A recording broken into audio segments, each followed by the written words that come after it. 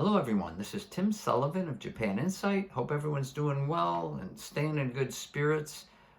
This is the fifth installment of the Japan Insight video blog series. And today I'd like to build on the theme of my last video blog, which was on the Japanese concept of kikubari, or the Japanese art of anticipation. But today I'd like to have a little bit of fun and talk about the ritualized version of kikubari in the context of the very scary and dangerous Japanese beer pouring ritual. So before we get there, I'd like to start with the familiar, and I'll just talk about my own personal experience as an American. So when I go out drinking with my friends, we'll go to a pub or a bar or a restaurant. We walk in, we get seated, the server comes, and assuming we're not going to share a pitcher of beer, which would be more the exception than the rule, each person is asked what beverage they would like to drink. Now let's assume it's beer. Each person is going to order whatever beer strikes his or her fancy. And it's all good. We're Americans, we're individualistic, we like to have choices, and of course the beer companies know that, and they tend to package their beer in individually sized bottles or cans, right? And one of the unspoken assumptions is each person at that table is responsible for the amount of beer consumed and also the pace at which each person wants to drink it. So there's no pressure to drink more or faster than you would like, okay? Not so in Japan. And again, Japan's changing, the younger people are different, but in the context of traditional socialization in a business context, let's assume you're going out with your Japanese colleagues. You'll probably go to a restaurant. They will, reserve a table. You'll sit down. And more often than not, you don't get a choice of what beer you want to drink. Somebody will take it upon themselves. They'll order several large, bottles of beer that everybody's going to share. And each person gets a little glass. And right away, right off the bat, it's not clear what the drinking responsibilities are. How much of that beer belongs to me? I don't know.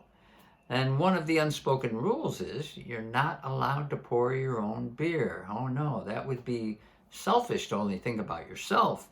Instead, you're supposed to focus on everybody else at the table in the spirit of kikubari and look for opportunities to proactively pour their beer based on nonverbal cues like an empty glass or a half-empty glass.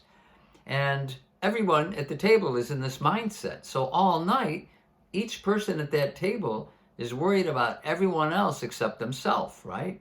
Don't worry, somebody will pour you a beer to a fault. And this is where it gets dangerous. So once I brought an American friend. He was new to our company. He had never gone drinking with the Japanese before. Halfway through the meal, he's already hammered. He's just drinking more than he had anticipated.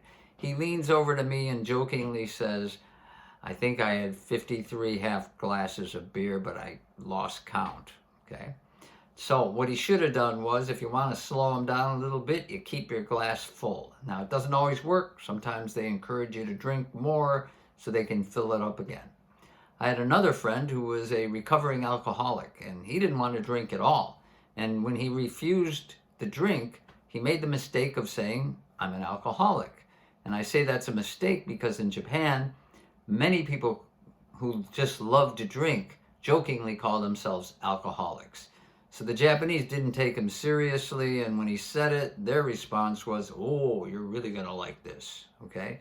What he should have said was, I'm allergic to alcohol, or I'm on meds and they don't mix well with alcohol, or some excuse or polite lie to get them to back off, okay?